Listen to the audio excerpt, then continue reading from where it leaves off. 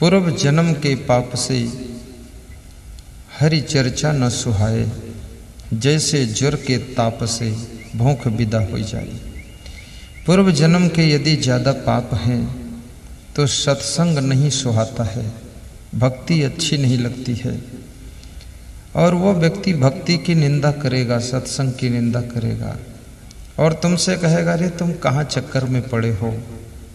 एक आदमी से उसकी पत्नी ने कहा कि थोड़ा ससुराल चले जाओ, तो उसके पति ने कहा कि चला जाऊंगा। बड़ा सीधा सादी पति था, उस पति का नाम भोला राम था, भोला भाला।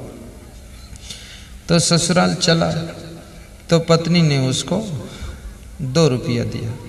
पुराने ज़माने की बात है, पुराने ज़माने के 2 रुपया और आज के 200 रुपया भी बराबर है। 2 रुपया दिया कि जाओ ससुराल। तो पति ने पूछा ससुराल जाऊंगा तो कुछ ले जाना चाहिए वहाँ। बोले 2 रुपया है, कुछ ले लेना और ससुराल में कुछ ले जाना, दुकान पर कुछ ले लेना। तो वो व्यक्ति सीधा था, भोला भाला था। वो पंसारी की दुकान पर गया और बोला मैं ससुराल जा रहा हूँ, 2 रुपये का कुछ दे दो, कुछ लिए जाऊँ। तो पंसारी ने कहा कुछ क्या दे दूँ, जो कुछ बताओ वो दे दूँ। अरे बोले कुछ दे दो। तो पंसारी ने कहा मैं नहीं कुछ दे सकता, कुछ का नाम तो लो, तो कुछ बताओ तो क्या कुछ दूँ, कुछ कोई वस्तु थोड़े है। तो उसने कहा मेरी पत्नी ने कहा कुछ ले लेना, तो कुछ दे दो। इतना भोला भाला, वो कुछ ढूंढ रहा था। तो कपड़े की दुकान पर गया, वहां भी पूछा कुछ दे दो, 2 रुपये में कुछ दे दो, ससुराल जा रहा हूँ, कुछ ले जाऊंगा।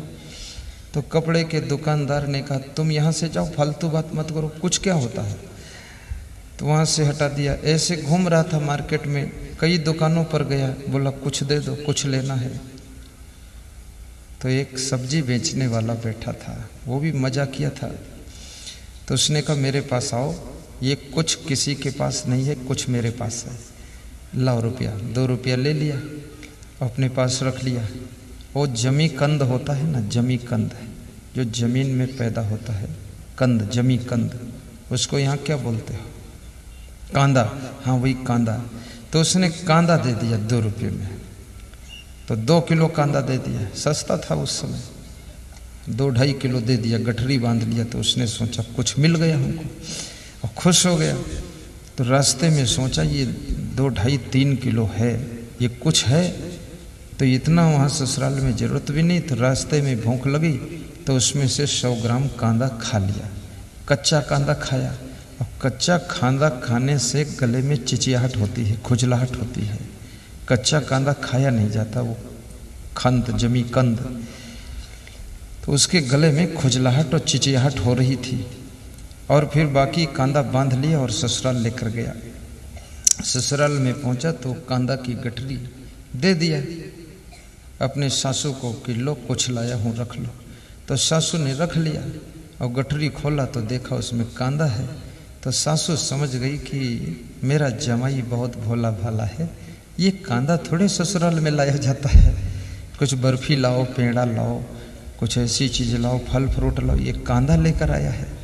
वो सासू समझ गई बुद्धि कम है। देखो तुम्हारे कार्यों से, तुम्हारे निर्णय से, तुम्हारी बातों से हर व्यक्ति समझ जाता तुम्हारे पास बुद्धि किस लेवल की है। तुम छिप नहीं सकते हो, तुम्हारे चलने के ढंग से लोग समझ जाएंगे।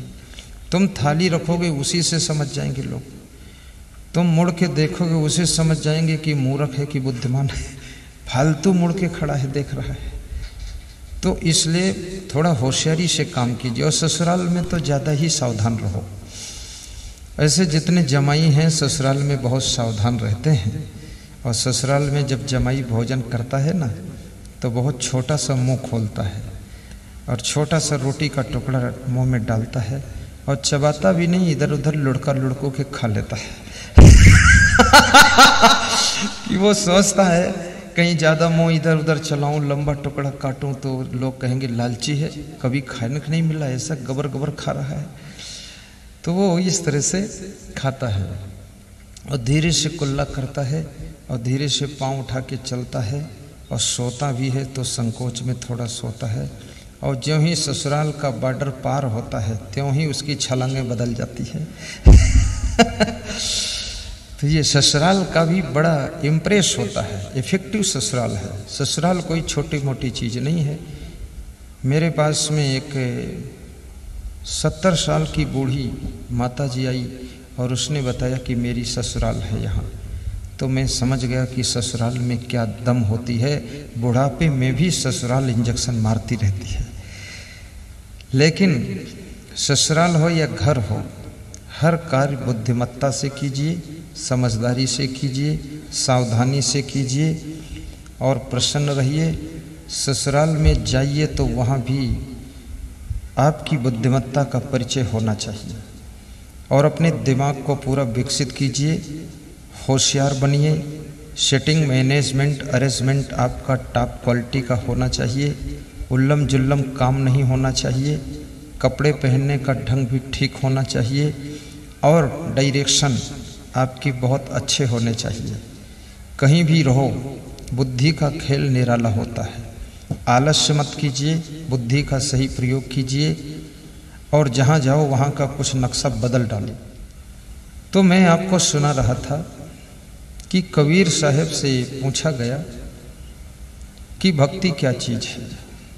तो कबीर साहब कहते हैं, भक्ति शब्द का अर्थ होता है प्रेम, भक्ति का अर्थ होता है सेवा, भक्ति का अर्थ होता है समर्पण। प्रेम, सेवा और समर्पण, ये जिस बिंदु पर होता है ये तीनों को मिला करके भक्ति बनती है। और भक्ति जिसके अंदर पैदा हो जाती है उसको बहुत सुख मिलता है। और भक्ति की पहचान है, जिसके मन में भक्ति आती है वह व्यक्ति बड़ा मगन रहता है, बड़ा खुश रहता है। कोई दुख आता है तो दुख भी उसको दुखी नहीं कर पाता है, और कोई सुख आता है तो सुख भी उसको फुला नहीं पाता है, और कोई समस्या आती है तो उसको रुला नहीं पाती है, और कोई कष्ट आता है तो उसको दुखा नहीं पाता है। भक्ति ज्ञान मार्ग की पहली सीढ़ी है। जो आपका प्रेम है, और भक्ति कितने प्रकार की होती है। गुरु भक्ति, मातृ भक्ति, पितृ भक्ति, गौ भक्ति, देव भक्ति, देश भक्ति, ये सब भक्ति है। यहाँ पर बहुत से लोग देशभक्त बैठे हुए हैं जो कि हमारे देश की सुरक्षा सेवा में लगे हुए हैं। बीएसएफ फोर्स के लोग, पुलिस फोर्स के लोग, मिलिट्री फोर्स के लोग, सीमा पर खड़े हुए हमारे माताओं के लाल जवान